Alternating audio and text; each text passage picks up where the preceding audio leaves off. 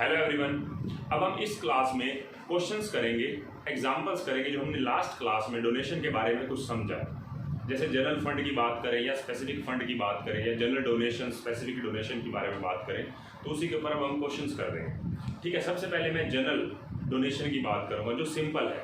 अगर मैं उसकी बात करूँ, एक छोटा सा एग्जाम्पल पहले मैं उसका कर देता हूँ ताकि बात क्लियर हो जाए। वो तो देखो, रिसीप्ट एंड पेमेंट अकाउंट के डेबिट में आपको एक डोनेशन दिखा रखी है। रिसीप्ट एंड पेमेंट के डेबिट में मतलब रिसिप्ट आती है, सारी की सारी रिसिप्ट सीधा आती है। मान लेते हैं 50,000 रुपये की डोनेशन है, कहीं पे भी इसके साथ ऐसा नहीं लिखा हुआ कि ये डोनेशन जो है स्पेसिफिक पर्पस के लिए है, कहीं से पता नहीं लग रहा। इट मीन्स नॉर्मल है हमारे लिए और जनरल डोनेशन है, इसको इनकम एंड एक्सपेंडिचर की क्रेडिट में लिख देंगे। बस यही हमारा सॉल्यूशन है इसका। इनकम एंड एक्सपेंडिचर के क्रेडिट में बाय डोनेशन 50,000 रुपीज। बस ये एग्जाम्पल हमारा हो गया। अब हम नेक्स्ट एग्जाम्पल्स करते हैं। इसके बाद देखो, receipt and payment account for the year ending 2019-20। ठीक है, हमें डोनेशन मिला, हमें एक तो मिला to donation for sports fund. हमें स्पोर्ट्स फंड के लिए डोनेशन मिला। मुझे एक बात बताओ, आपको डोनेशन मिला स्पोर्ट्स फंड के लिए, स्पेसिफिक फंड है और कौन से वाला? रेवेन्यू एक्सपेंडिचर वाला, कैपिटल वाला नहीं है ये। तो हमें डोनेशन मिला, मान लेते हैं हमें मिला 50,000 रुपये का। ठीक है, इसके अलावा हमें रिसिप्ट एंड पेमेंट के डेबिट में to interest on sports fund investment. हालांकि अभी मुझे बताने की जरूरत नहीं है मैं क्या लिख रहा हूँ, अभी आप एग्जांपल नोट करें। पहले कह रहा हूँ साथ के साथ नोट करना है। Interest on sports fund investment ये ले लेते हैं 10,000 बाय स्पोर्ट्स।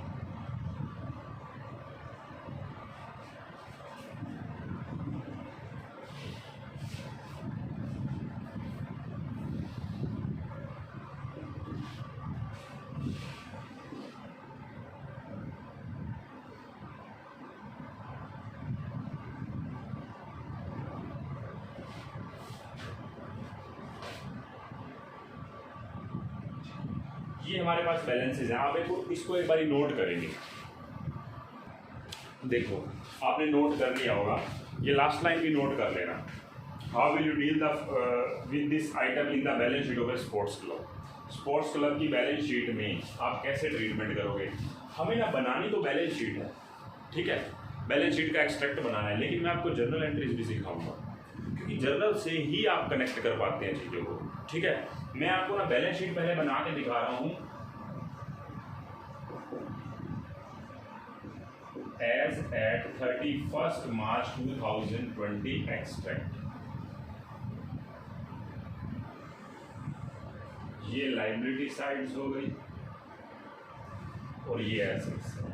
एसेट्स में कोई ज़्यादा यूज है नहीं वैसे, तो फिर भी स्पेस रख देते। देखो, आप ना एक चीज़ चेक करके देखो, ये नहीं है कि मुझे स्पोर्ट्स फंड, देखो आपको ये एक्सपेक्ट दे रखा है रिसिप्ट एंड पेमेंट का। आप समझना बात को, आपको एक तो डोनेशन मिला फॉर स्पोर्ट्स फंड और इंटरेस्ट भी मिला स्पोर्ट्स फंड इन्वेस्टमेंट से। अब आप कहेंगे डोनेशन तो भी मिला, इंटरेस्ट कहाँ से आ गया? आपके पास पहले से भी स्पोर्ट्स फंड पड़ा हुआ था, पहले से भी पड़ा हुआ था। मुझे सिर्फ इतना बताओ, आपने लास्ट क्लास में मेरे से पढ़ा है जब भी आपके पास कोई स्पेसिफिक फंड आता है आप उसको लाइबिलिटी साइड पे दिखाते हैं कि नहीं दिखाते? ठीक है, लाइबिलिटी साइड में हम उसको दिखाते हैं। तो सबसे पहले मैं क्या करूँगा, स्पोर्ट्स फंड जो मेरे पास ऑलरेडी पड़ा हुआ है 1 लाख रुपए का, मैं काम करता हूँ इसको ना थोड़ा स्पेस बनाने के लिए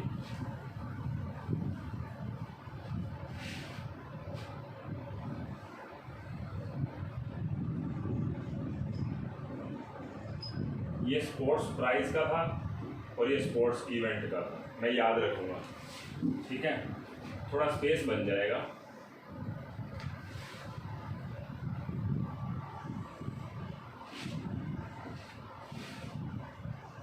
देखो आपके पास स्पोर्ट्स फंड ऑलरेडी पड़ा है ना, कितना 1 लाख रुपए। इसके अगेंस्ट आपके पास इन्वेस्टमेंट भी पड़ी है, आपने ये पैसा ऑलरेडी इन्वेस्ट कर दिया था। ठीक है, तो 12% स्पोर्ट्स फंड इन्वेस्टमेंट कितने रुपए की? 1 लाख। 1 लाख रुपए का स्पोर्ट्स फंड, उसके अगेंस्ट हमने इन्वेस्टमेंट भी कर दी। ये ऑलरेडी पड़ी है, ये इस साल की ट्रांजेक्शन, ये पहले बता रहा हूँ, बस आपको ये पता होना चाहिए। इन्वेस्टमेंट आपकी एसेट्स ऐसी साइड आएगी और स्पोर्ट्स फंड आपकी लाइबिलिटी साइड में तब तक दिखाया जाता है जब तक स्पोर्ट्स के ऊपर खर्चे नहीं हो जाते। ठीक है, तो मैं ये मेरे पास पड़ा है इसके अगेंस्ट। ठीक है, अब आगे बढ़ते हैं। हमें डोनेशन और मिला है स्पोर्ट्स फंड का, तो डोनेशन से और मुझे मिला, डोनेशन कितने का आया है? 50,000 रुपये। ठीक है, 50,000 का डोनेशन और इंटरेस्ट भी मिला है। एक बात है ना, देखो अब बात को ध्यान से समझना, इस बात को इम्पोर्टेंट है। आपको डोनेशन ना 10,000 रुपये मिला है, तो सॉरी इंटरेस्ट मिला 10,000 रुपये स्पोर्ट्स फंड इन्वेस्टमेंट को। आप चेक करके देखो आपकी इन्वेस्टमेंट कितने की है। आपकी इन्वेस्टमेंट है 1 लाख रुपए की। अब 1 लाख रुपए की जो इन्वेस्टमेंट पड़ी है वो 12% रेट है, 12%, 12% रेट है। 1 लाख का 12% कितना होता है इंटरेस्ट? 12,000 रुपये। लेकिन आपको मिले कितने हैं? 10,000 रुपये। लेकिन हम फिर भी उसको इंटरेस्ट रिसीव्ड 10,000 और इंटरेस्ट एक्रूड 2,000 इसमें ऐड करेंगे। और इस एक्रूड इंटरेस्ट को, क्योंकि 12 करना है ना, एक्रूड इंटरेस्ट जो हमें मिलना बाकी है उस 2,000 रुपये को एसेट साइड में दिखाएंगे। मैं आपसे एक चीज़ और पूछता हूँ, जब भी आपको कोई इनकम मिलती है जनरली वो कहाँ जाती है? कोई भी इनकम मिलती है वो इनकम जाती है पीएनएल में, अगर आप नॉर्मल प्रॉफिट ऑर्गेनाइजेशन की बात करें। लेकिन आप एनपीओ पढ़ रहे हैं, एनपीओ में मैंने आपको पहले से ही बात बताई थी, जब आपको कोई फंड मिला था तो आपने उसको इन्वेस्ट क्यों किया था? क्योंकि अभी आपका खर्चा करने का दिल नहीं था, आपने अभी खर्चा नहीं करना, 6 महीने बाद करना है, 7 महीने बाद, ताकि इससे क्या होगा, इन्वेस्ट करने से आपका फंड का पैसा थोड़ा और बढ़ जाएगा, ब्याज से, इंटरेस्ट से आपके फंड में पैसा जो पड़ा है वो बढ़ जाएगा ना। अब मैं इसको इनकम एंड एक्सपेंडिचर में दिखा दूँ इस इनकम को, तो वो गलत है, फिर तो मेरा फंड बढ़ा ही नहीं। मान लो मेरे पास जो फंड आया था 50,000 रुपये, अगर मैं उसमें कुछ इंटरेस्ट ऐड कर देता तो मेरा फंड का पैसा बढ़ेगा। तो आपको ये चीज़ पता होनी चाहिए, इन केस ऑफ एनपीओ जो आपका sports fund, prize fund, match fund, investment से जो इंटरेस्ट आता है वो इनकम एंड एक्सपेंडिचर के क्रेडिट में नहीं जाता, वो किस में चला जाता है? Sports fund, prize fund, match fund में ही ऐड हो जाता है, पहली बात। तो इसी के अंदर ही हम इसको ऐड कर देंगे। लेकिन बात ये है कि 1 लाख का 12% तो 12,000 रुपये बना, लेकिन मिला कितना है? रिसिप्ट में तो 10,000 दिखा रहा है, मतलब मुझे 10,000 रिसीव हो गए और 2,000 एक्रूड है जो कमा लिए लेकिन मिले नहीं, तो मुझे दिखाने पड़ेंगे 12 पूरे। और इसके against accrued interest on investment, sports fund investment में मैं पूरे 2,000 दिखाऊंगा जो कम मिले हैं। तो ये टोटल हो गए। इसके बाद स्पोर्ट्स प्राइज डिस्ट्रीब्यूटेड कितने हुए हैं?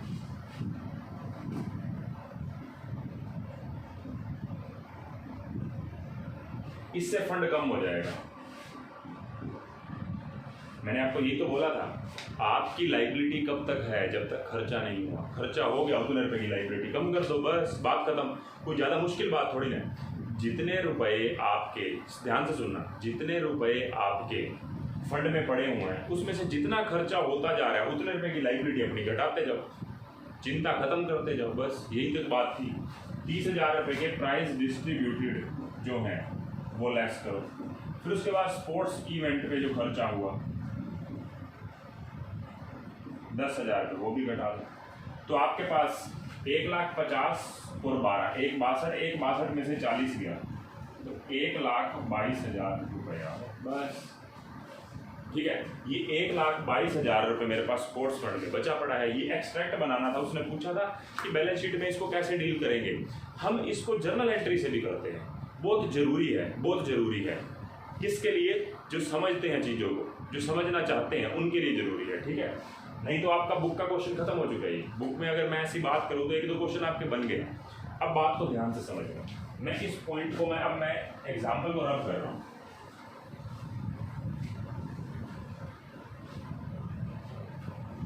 मैं आपसे ना कुछ बेसिक बात पूछ रहा हूँ, क्या बैलेंसेस की भी कोई एंट्री होती है? बैलेंस तो बैलेंस ही है, उसकी कोई एंट्री थोड़ी ना होती है। हाँ, ओपनिंग एंट्रीज होती हैं, वो एक अलग बात है, लेकिन वैसे कोई जर्नल एंट्री ट्रांजेक्शन तो नहीं हो रही ना। बैलेंस कोई ट्रांजेक्शन तो है नहीं। मैं आपसे एक चीज़ पूछता हूँ, जो ये स्पोर्ट्स फंड आपके पास पड़ा था, स्पोर्ट्स फंड और स्पोर्ट्स फंड इन्वेस्टमेंट, ये तो ओपनिंग पड़े थे, ये ओपनिंग और ये पहले से पड़ा था, इसकी कोई एंट्री नहीं होगी। ठीक है, स्टार्ट हो जाओ डोनेशन से। पहली डोनेशन की एंट्री करेंगे तो बैंक अकाउंट डेबिट। मैं इस चैप्टर के लिए receipt and payment word use कर रहा हूँ। Receipt and payment, receipt and payment account debit to donation for sports fund. कितने रुपए का मिला था? 50,000 रुपये का, पहली एंट्री हो गई। अब ये जो डोनेशन है, मैं नरेशन नहीं कर रहा, आप लिख लो बीइंग डोनेशन रिसीव्ड। उसके बाद नेक्स्ट एंट्री, ये जो डोनेशन मिला था, आपने रिसिप्ट एंड पेमेंट के डेबिट में तो लिखा हुआ देखा था, donation receipt and payment account debit to donation, उसके डेबिट में तो था, तो वो एंट्री कर दी मैंने। इस डोनेशन को कहाँ ट्रांसफर कर दूंगा? Donation for sports fund account debit to sports fund. जो मुझे डोनेशन का पैसा मिला था, मैंने उसको इनकम एंड एक्सपेंडिचर के क्रेडिट में थोड़ी ना डाला। अच्छा, मुझे एक बात बताओ, नॉर्मल डोनेशन होती, ये ना लिखा होता डोनेशन फॉर स्पोर्ट्स फंड, क्या करते हैं? इनकम एंड एक्सपेंडिचर के क्रेडिट में लिख देते। आपने पिछला एग्जांपल किया नहीं है मेरे से। मैं यहाँ पे अगर डोनेशन फॉर स्पोर्ट्स फंड हटा देता हूँ, ये एंट्री हो जाएगी donation account debit to income and expenditure, ये हो जाएगी। ठीक है, जो आपने पिछले केस में करी थी, वहाँ भी मैंने वो बना के दिखा दिया था इनकम एंड एक्सपेंडिचर, एंट्री नहीं करी थी। आप एंट्री क्या कर सकते हो? Receipt and payment to donation, donation debit to income and expenditure. यहाँ पे ऐसा नहीं होगा, वो तब होता जब जनरल फंड होता है। ये स्पेसिफिक फंड है। अब स्पेसिफिक फंड है तो स्पेसिफिक ट्रीटमेंट क्या होगा? इसको स्पोर्ट्स फंड में डाल दो। ठीक है, स्पोर्ट्स फंड में मैंने इसको डाल दिया। अब आगे, उसके बाद थर्ड एंट्री क्या है? Receipt and payment account debit. 10,000 रुपये मुझे मिल रहे हैं to interest on sports fund investment के, जबकि वो इनकम थी 12,000, 1 लाख का 12%। मतलब मुझे 12,000 रुपये मिलने थे, मिले उसमें से कितने हैं? 10। तो मैं क्या दिखा दूंगा? Accrued interest on investment 2,000। ये आपके रिसिप्ट एंड पेमेंट के डेबिट में आया था इंटरेस्ट 10,000 रुपये। आपको ध्यान होगा, मैं हर एक एंट्री को बता रहा हूँ कौन सी चीज़ कहाँ पे आ रही थी। ठीक है, ये डोनेशन फॉर स्पोर्ट्स फंड देखो स्पोर्ट्स फंड में ऐड हो गया। अब देखो, आपको रिसिप्ट हुई 10,000 रुपये के इंटरेस्ट की, और ये जो इंटरेस्ट है, जैसे एक बात बताइए, डोनेशन था, अगर ये जनरल पर्पस होता तो इनकम एंड एक्सपेंडिचर में जाता है एज ए इनकम। अब ये इंटरेस्ट है, ये स्पोर्ट्स फंड इन्वेस्टमेंट के नाम का इंटरेस्ट ना होता, वैसे कोई इंटरेस्ट होता तो इनकम एंड एक्सपेंडिचर में चला जाता। लेकिन अब ये कहाँ जाएगा? अब ये कहाँ जाएगा? अब ये जाएगा स्पोर्ट्स फंड में, क्योंकि आप स्पोर्ट्स फंड को बढ़ाने के लिए तो इन्वेस्ट कर रहे थे ताकि कुछ पैसा और बढ़ जाए। तो मैं इसको कहाँ ट्रांसफर कर दूंगा? Interest on sports fund investment account debit to sports fund. देख लो आप, ये वाली एंट्री है ना, ये इंटरेस्ट वाली, इंटरेस्ट कहाँ पे चला गया था, 12,000 पे, देख लो। हाँ, मैंने उसको अलग अलग करके जरूर दिखाया, लेकिन आप समझो इसको। मैं ये एंट्री अगर हटा दूँ, आप बात को समझना, बात को आपने समझना। अगर ये क्रेडिट वाली एंट्री मैं हटा दूँ और ये डेबिट वाली एंट्री हटा दूँ, समझ के देखना, एंट्री क्या बन रही है, receipt and payment to sports fund जो रिसीव हुआ है, और एक्यूट इंटरेस्ट और investment debit to sports fund जो है, ठीक है ना, बात क्लियर। मैंने ये भी समझाया यहाँ से जो स्पोर्ट्स फंड से गया, मैंने ये भी समझा दिया जो 12,000 रुपया है। बिल्कुल बात बिल्कुल क्लियर होनी चाहिए, क्रिस्टल क्लियर होनी चाहिए, ठीक है। अभी तक मैंने ये बताया और ये बताया, उसको मैंने एंट्री में करके बता दिया। तो हालांकि एंट्री 2 ही बनती है, मैंने वो एक करके इसको समझाने के लिए बताई थी, ठीक है। तो ये हमारी एंट्री हो गई। अब अगला, अब स्पोर्ट्स प्राइज डिस्ट्रीब्यूटेड हुए, फिर से बताना मुझे, स्पोर्ट्स प्राइज डिस्ट्रीब्यूटेड मतलब यार स्पोर्ट्स प्राइज एक्सपेंसेस लिख देते हैं, account debit to receipt and payment. Receipt and payment के क्रेडिट में था ना स्पोर्ट्स प्राइज डिस्ट्रीब्यूटेड इस साइड, तो रिसिप्ट एंड पेमेंट के अब क्या है, क्रेडिट हो रहा है खुद। कितने रुपए का खर्चा था वो हमारा, 30,000 रुपये। ये 30, देखो आप खुद समझो, इस इनकम को मैंने इनकम एंड एक्सपेंडिचर में नहीं दिखाया, स्पोर्ट्स फंड में दिखाया। ये दोनों बातों को समझ लो। फिर मैंने इस इनकम को इनकम एंड एक्सपेंडिचर में नहीं डाला, इसको भी स्पोर्ट्स फंड में डाला।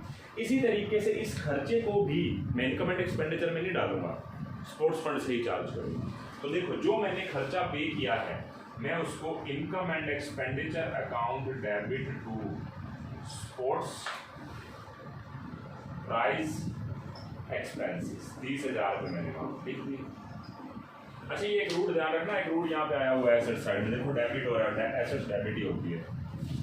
तो ये हमारा हो गया एक्सपेंसेस उसका।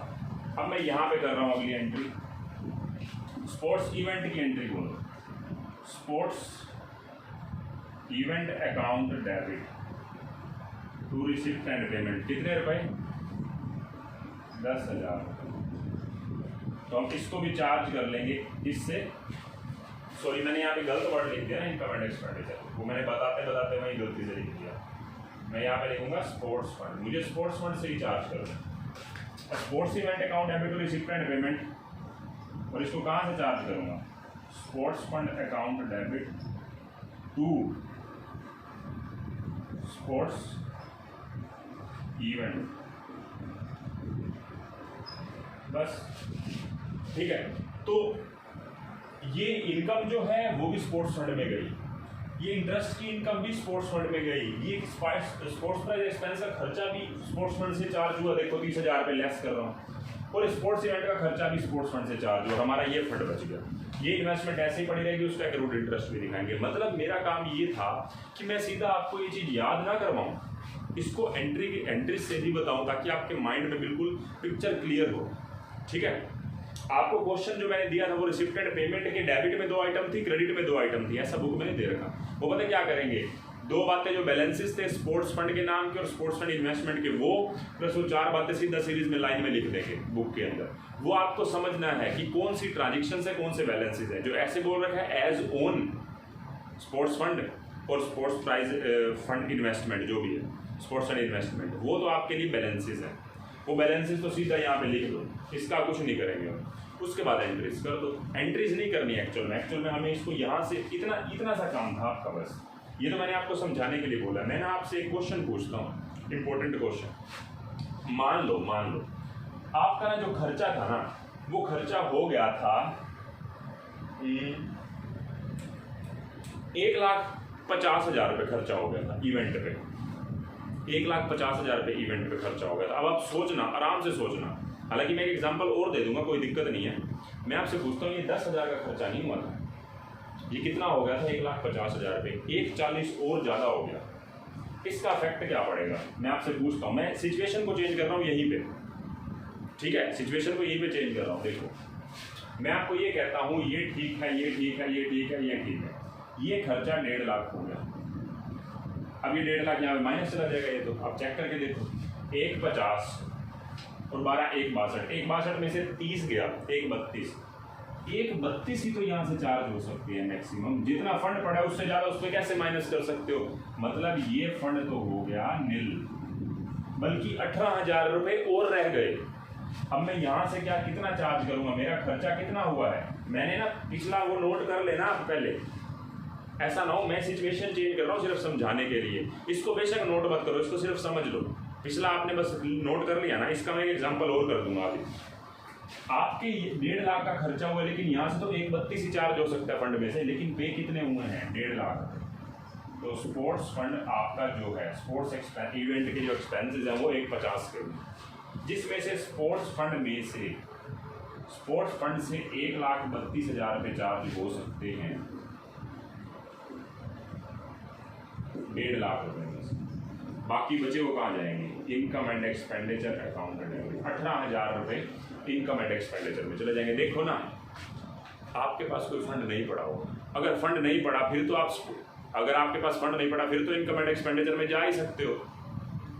आप इनकम एंड एक्सपेंडिचर में क्यों नहीं जा रहे थे इन खर्चों के लिए या इनकम के लिए? क्योंकि आपके पास स्पोर्ट्स फंड पड़ा हुआ था।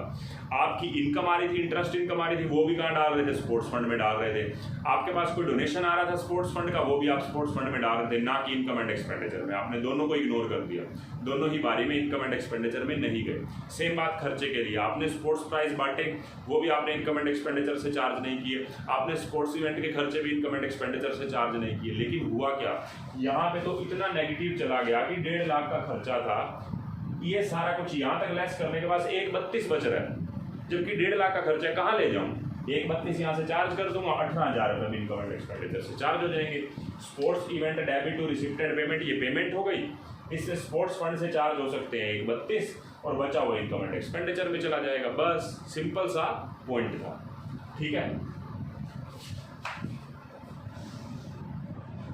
देखो बच्चों, हमें छोटे छोटे एग्जांपल्स कर रहे हैं, ठीक है, इसी रिवेन्यू एक्सपेंडिचर वाले में। जैसे मैं आपको बोलूँ, रिसिप्ट एंड पेमेंट की क्रेडिट साइड में लिखा हुआ है बाय मैच एक्सपेंसेस, लिखा हुआ है 10,000 रुपये। हमारे मैच के खर्चे हुए हैं किसी एक साल के 10,000 रुपये। हमारे पास कोई साल के अंदर कोई भी डोनेशन नहीं मिला मैच फंड के लिए, ना ही हमारे पास कोई पहले से मैच फंड पड़ा हुआ है ओपनिंग, जैसे पिछले क्वेश्चन में था ना। इट मीन्स अब क्या ट्रीटमेंट करोगे? देखो, जब कुछ ऑप्शन ही नहीं बचा, खर्चे को चार्ज करने के लिए कोई फंड नहीं पड़ा, तो मैं कहाँ से चार्ज करूँगा? इनकम एंड एक्सपेंडिचर से। सीधी सी बात है ना, मतलब मैंने मैच जो करवाए हैं, मैच करवाया मैंने अपनी जेब से करवाया, मेरे को किसी ने डोनेशन नहीं दिया, तो उस खर्चे को कहाँ लेके जाऊँगा? इनकम एंड एक्सपेंडिचर में। सीधी सी बात है, सिंपल सा पॉइंट है। इनकम एंड एक्सपेंडिचर के डेबिट में लिख दोगे टू मैच एक्सपेंसेस, बस बात खत्म। ये था सॉल्यूशन। अगर आपके कोई खर्चे हो लेकिन फंड नहीं पड़ा, ना पहले से ना यहाँ पे कोई रिसीव हुआ, तो ऑब्वियस सी बात है सीधा इनकम एंड एक्सपेंडिचर में डाल के खत्म। लेकिन अगर इसी एग्जांपल में थोड़ा सा और ऐड करूं, मैच फंड ओपनिंग, अब मैंने कोई ईयर नहीं लिखा, सिर्फ ओपनिंग लिख दिया, मतलब साल की स्टार्टिंग में है ₹30,000, ठीक है। डोनेशन फॉर मैच फंड, हमें डोनेशन मिला है, मान लेते हैं 40,000, हमें डोनेशन मिला है 40,000, ठीक है। 40,000 रुपये का हमें डोनेशन मिल गया, और जो मैच करवाए थे ना, ये तो ओपनिंग है, सेल ऑफ, इसको मैं बाद में लिखता हूँ, मैच टिकट्स। हमने कोई, देखो अब मैच करवाए तो टिकट्स भी तो बटेंगी, उसकी टिकट्स भी के ऊपर से तो कमाई होगी ना, तो वहाँ से हमने 20,000 कमाए, ठीक है। अब हमारे पास मैच फंड पड़ा हुआ है ओपनिंग वाला, ₹20,000। बताओ क्या ट्रीटमेंट करोगे? सिर्फ बैलेंस शीट बनानी है, जर्नल एंट्री आपको समझ आ गई होनी चाहिए। लास्ट क्लास में आपके सिलेबस में जर्नल एंट्री पार्ट नहीं है, मैंने आपको समझाने के लिए करवाई थी। आप करना चाहो तो यहाँ पे कर सकते हो। पिछले क्वेश्चन को के सॉल्यूशन को आपने नोटबुक पे लिखा होगा, उससे मैच करके आप जर्नल एंट्रीज कर सकते हो, बिल्कुल कर सकते हो। मैं दोबारा उस पर डिस्कस नहीं कर रहा, ठीक है। मैच फंड, तो मैं अब क्या करूँगा, बैलेंस शीट। तो सबसे पहले आपका लाइबिलिटी साइड में बताओ आप क्या करेंगे। मैच फंड है आपके पास ओपनिंग वाला, पहले से पड़ा है 30,000, और कितना डोनेशन आया है 40,000। सेल कितनी हुई है मैच टिकट की 20,000 रुपये। तो 40 और 20 60, और पहले से पड़ा था 30 90, जिसमें से मैच एक्सपेंसेस सिर्फ हुए हैं कितने के, बहुत कम लिख दिए, इसको मैं कर देता हूँ 50,000। आपके हुए हैं 50,000, तो 40 30 70 20 90 में से 50 गया 40,000, ठीक है। अगर मैं case 2 if match expenses rises up to ₹45,000,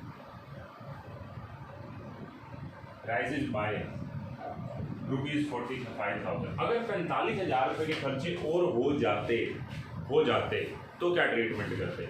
इस सॉल्यूशन को मैं चेंज क्या करूँगा, 40 और 30 70 और 20 90 90,000 आपका क्या है, 90,000 आपका क्या है जो आपके पास टोटल मैच फंड पड़ा है। कह रखा है कि 50,000 रुपये के तो मैच एक्सपेंसेस हैं, लेकिन अगर ये मैच एक्सपेंसेस और 45,000 और हो जाते, मतलब टोटल कितने हो जाते हैं 95, आपके पास कितना पड़ा है 90, तो यहाँ से मैं कितने चार्ज कर सकता हूँ, सिर्फ 90। ये केस 2 है, तो मैं यहाँ से कितना चार्ज कर सकता हूँ 90, तो ये हो जाएगा नील। वो जो 5,000 रह गए वो कहाँ चले जाएंगे, इनकम एंड एक्सपेंडिचर के डेबिट में टू मैच एक्सपेंसेस 5,000 रुपये। 95 हुए थे, 90 वहाँ से चार्ज हो गए, 5 याद है बस। अगर मान लो ये फंड ही ना पड़ा होता तो सारे के सारे 95 इनकम एंड एक्सपेंडिचर में चले जाते। तो आपका मैंने जो कंसेप्ट है स्पेशल डोनेशन के केस में रिवेन्यू एक्सपेंडिचर वाला कंसेप्ट कवर करवा दिया है, ठीक है।